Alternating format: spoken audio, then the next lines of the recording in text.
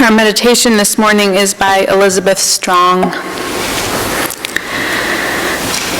She was one of my first supervisors when I did my first ministerial internship, so I feel close to her this morning. An autumn meditation. We know the leaves are dying. We know that their blaze of beauty is a preparation for death. It is a time when we appreciate the effort of nature to rise above the ordinariness of life and death. It is a time when we visibly comprehend glory and wonder, and we worship with thanks. We feel now that the air is cold and crisp. We feel now a clearing from the skies of the heaviness of the hazes of summer. It is a time when we appreciate the crispness and sharpness of the realities of life and death. It is a time when we physically comprehend the relief that clarity and insight can bring, and we worship with thanks. We hear now the dry rustle of plants and grasses. We hear now a crackling from the earth that tells us of the withering of the fullness of life. It is a time when we appreciate approaching rest from the frantic fullness. It is a time when we hear a different voice within and know that life is settling down for a well-deserved wintering. Let it be so within each of our lives as we prepare for an autumn in our own life cycle. For we all need rest and respite if we are to understand and appreciate the rhythm of life in our soul that enables us to worship with thanks. Amen. I'm wondering, do you all know what an icebreaker is? Most of you are nodding.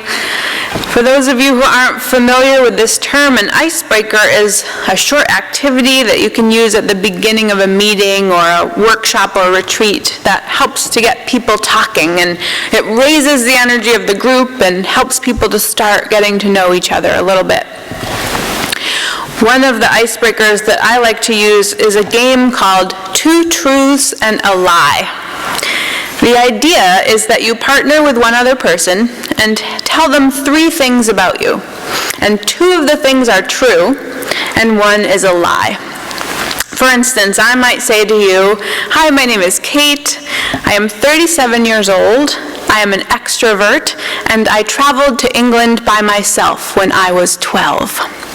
And your job is to tell me which one is the lie."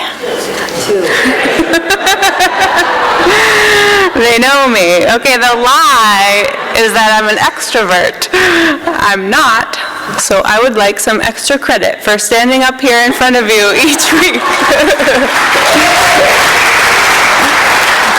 The truth is that I'm an introvert, so that's why I'm going to let the other introverts know that as we break into pairs and try to play this game, this is a great time to go and light a silent candle of joy or concern.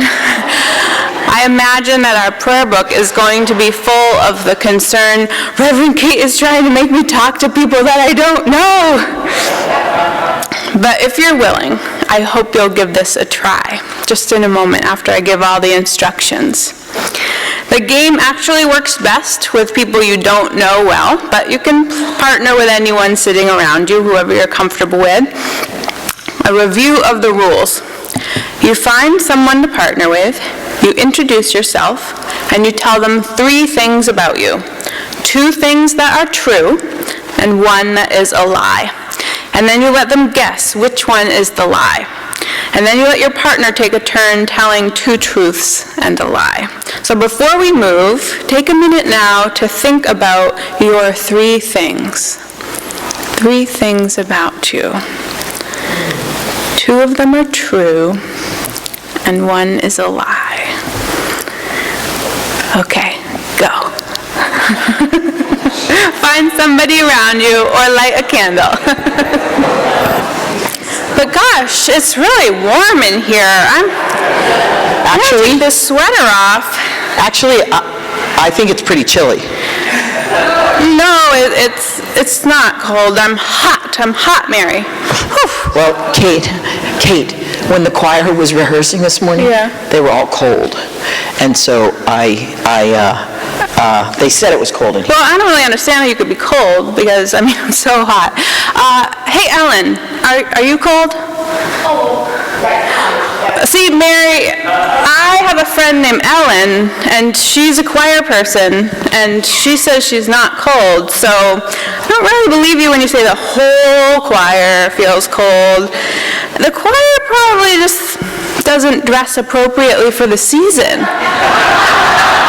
I mean, I hear a lot from the rest of the congregation, and they're pretty well prepared for each season. They dress in layers, and they come prepared, but anyway, it doesn't matter because I'm the minister, and I'm really the one who gets to set the temperature around here.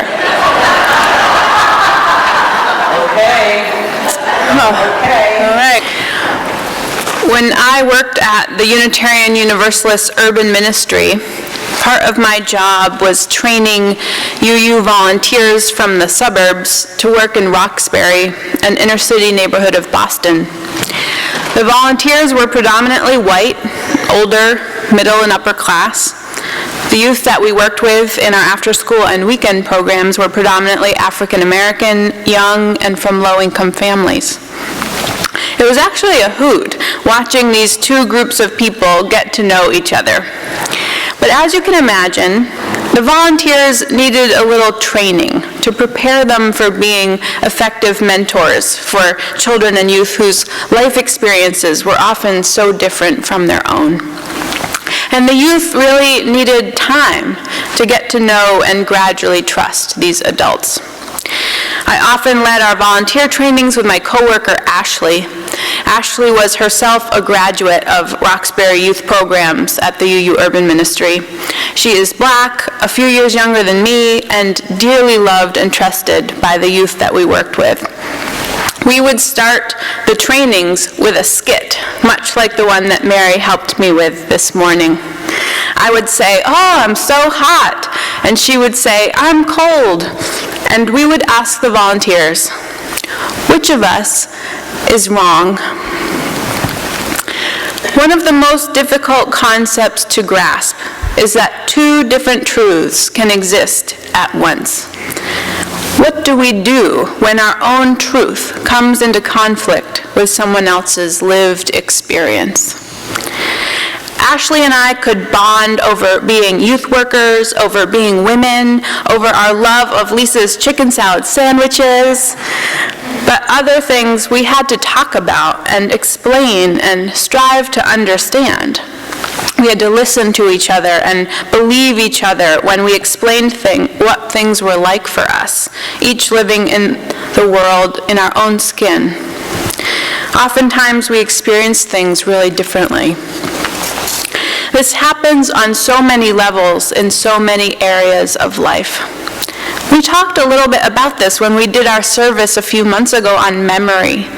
I asked you, have you ever had a conversation with a sibling in which you each remember something that happened so differently? And it's kind of pointless to argue about facts in a situation like that, right? Because each of you has that memory, which is now truth to you. So rather than duking it out over whose memory is closer to what really happened, what would it be like to just listen to each other's version, to live with two truths? Today was going to be our Day of the Dead worship service. El Dia de los Muertos has become a favorite tradition here over the last few years after Melissa introduced the practice to us from Mexico, where she lived for many years. And actually, many UU congregations have Day of the Dead services at this time of year to honor those who have died, and even as we have done, to make some political statements, such as building a Black Lives Matter altar for the men and women of color who have been killed by the police in recent years. So why aren't we having that service this morning? Well, we aren't having it because a colleague of mine recently shared a truth with me, a truth born out of her own history and heritage and life experience. My colleague, Reverend Marisol Caballero, is Mexican-American, and Day of the Dead is a really important religious observance for her. And she asked that we, a mostly white congregation with no one of Mexican-American heritage regularly participating, she asked that we not hold a Day of the Dead service because it feels really wrong to her. Here's the thing, she wrote. This is a festive holiday, but it is also extremely solemn and sacred.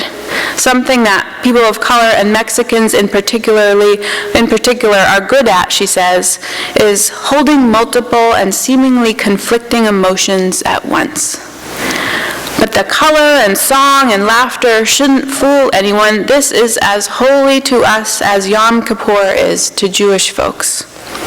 It is a means by which we can be close to our ancestors and be guided by them. It is also one of the longest-standing acts of resistance against conquest. It connects us to our pre-Columbian practices and beliefs and to our understanding ourselves as the birthright citizens of this land, this hemisphere. When white people celebrate El Dia de los Muertos not as the personal invited guest of Mexicans, she says, it feels to me like someone has crashed a family funeral or a wake. To study it as an anthropological peek into another culture is fine, she says, but to observe the holiday or bring it into worship is offensive to me. I asked Marisol if I could share her words with our worship committee, and we had a really great discussion about what to do with our plans for this worship service, and also what this brought up for us more widely about the difference between learning from the world's religious traditions, which is a basis of the UU faith, and cultural appropriation, a taking of someone else's dearly held traditions. What we were able to identify was that on several levels, two truths were coming into conflict with each other. It's true that Unitarian Universalism seeks truth in all the world's religious traditions, and that is a dearly held part of the faith. And it's true that when this is done without a lot of thought and care, our religious borrowing of ideas can live out not a deep openness, but a shallow theft of rites and rituals. Our truth was that we have been offering a Day of the Dead service these last few years with the intention of honoring the Mexican heritage and practices involved. And we were careful to set the context for our services and use them as an educational opportunity to learn about another culture and faith practice. Our truth doesn't go away because of Reverend Marisol's truth. It's still true that we had good intentions and meant to be respectful. But now we hear another truth, that many people who are Mexican or Mexican-American do not want mostly white groups of people to borrow or take or misuse this dearly held tradition because it doesn't feel like an honoring, it feels like a dishonoring, like a continuation of colonization. So even if not all people of Mexican descent feel that way, it's enough to know that some do. And now that we do know that, we have to respond and get into conversation with the new truth that has been shared with us. So we have a few options here. We can double down on our truth. We can become defensive and say, but we weren't trying to be offensive. We were being respectful. We can say, but we love our Day of the Dead service. We don't want to give it up. We can pretend that we don't know this other truth and keep doing what we've been doing because it works for us. Or we can say, I hear you. That was not our intention, but I hear you. This works with family too, by the way. Sometimes it's enough just to know that we have spoken our truth and have been heard. sometimes that's all we want. When two truths come into conflict with each other, it's important to look at whose truth usually gets heard, whose truth usually gets believed. If yours is the truth that usually gets heard and believed and acted upon, then maybe it's time to honor the other truth and let that other truth take precedence this time. Remember back to that skit Mary and I did earlier? Mary had a truth that she was cold, and I had a truth that I was hot. And I used my position of privilege as the minister to ignore her truth. I also had a million reasons why my truth was the better one. I blamed the choir for their point of view. I dismissed them as being unprepared. Sorry, guys.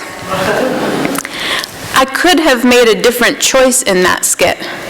I could have listened to her feedback from the choir. We could have brainstormed solutions that would work for both of us.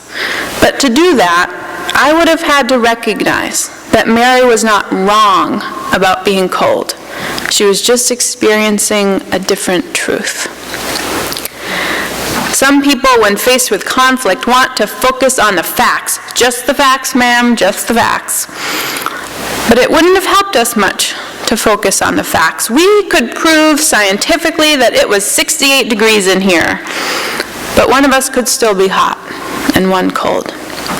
I think we get caught in this trap when we get into political discussions with people who have different views than us.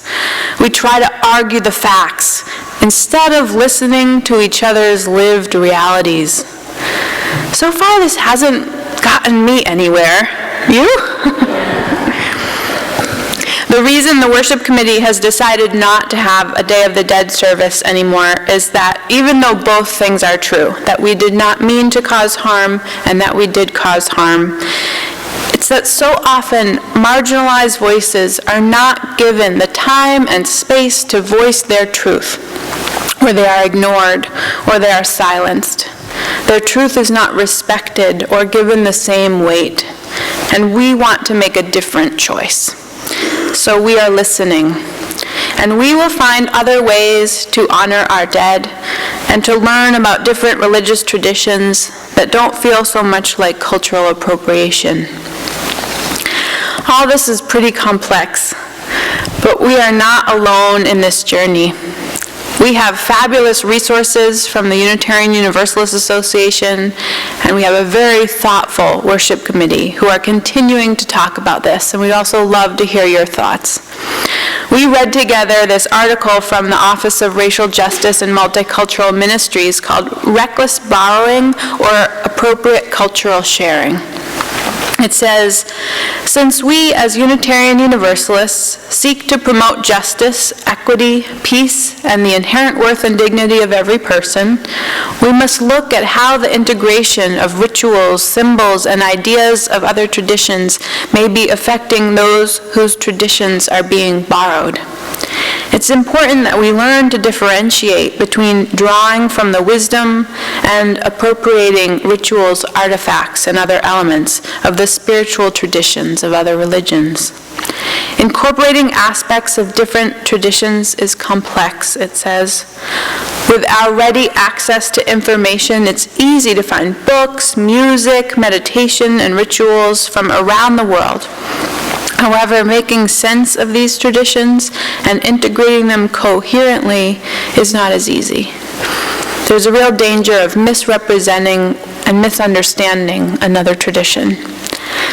The article suggests a list of questions to ask ourselves when we are drawing from a different tradition, and as I list these questions, I want you to think about how they apply not just to worship, but about other areas in our lives in which we interact with truths beyond our own. Number 1, how much do I know about this particular tradition? How do I respect it and not misrepresent it? 2, what do I know of the history and experience of the people from whom I am borrowing? 3, is this borrowing distorting, watering down, or misinterpreting the tradition? Number 4, is the meaning changed? 5, Is this overgeneralizing the culture? Remind yourself that any culture can be quite diverse. 6, what is the motivation for cultural borrowing? What is being sought and why?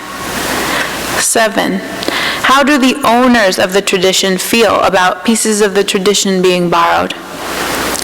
8, if artifacts or rituals are being sold, where does the money go? 9, how can we acknowledge rather than exploit the contributions of all people? So moving forward, we're going to be using these questions as we plan worship.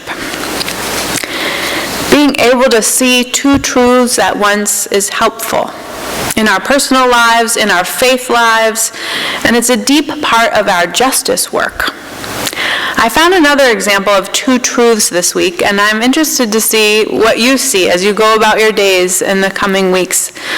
And feel free to get back in touch with me about that. But here's one that I found. I was reading an article about secondhand clothing.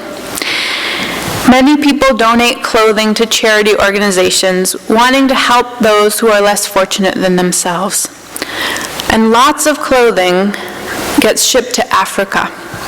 It sounds like a good thing, and one truth is that people are donating clothes with a generous heart, hoping to help. Here's another truth. In countries like Rwanda, Kenya, Tanzania, and South Sudan, the people have been trying to phase out imports of secondhand clothing and shoes. They say that the influx of old items undermines their efforts to build domestic textile industries. Across Africa, secondhand merchandise is the primary source of clothing. But secondhand clothing hurts local industry and also compromises the dignity of the people wearing them. Rwanda is hoping to ban the import of secondhand clothes altogether. We have to grow and establish our own industries, says Rwanda's President Paul Kagame. So let's practice sitting with these two truths. Sometimes it doesn't feel good. Sometimes it makes us feel guilt or shame. I donate clothes. Am I part of the problem? I was trying to do something good. Remember that icebreaker that we played earlier called Two Truths and a Lie? I think we're really getting started on this concept of two truths. It's hard, and we'll have to keep thinking about it, but I think we're starting to get it. So, what's the lie? The lie is that when two truths come into conflict, one person has to be made wrong. The lie is that when two truths come into conflict, someone has to win and someone has to lose.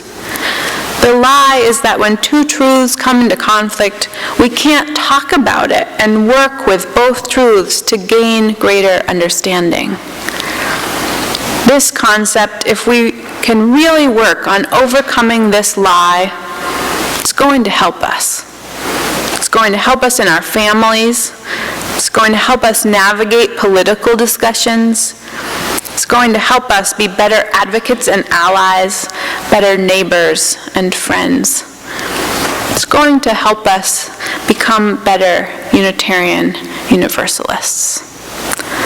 May it be so. Amen, and blessed be.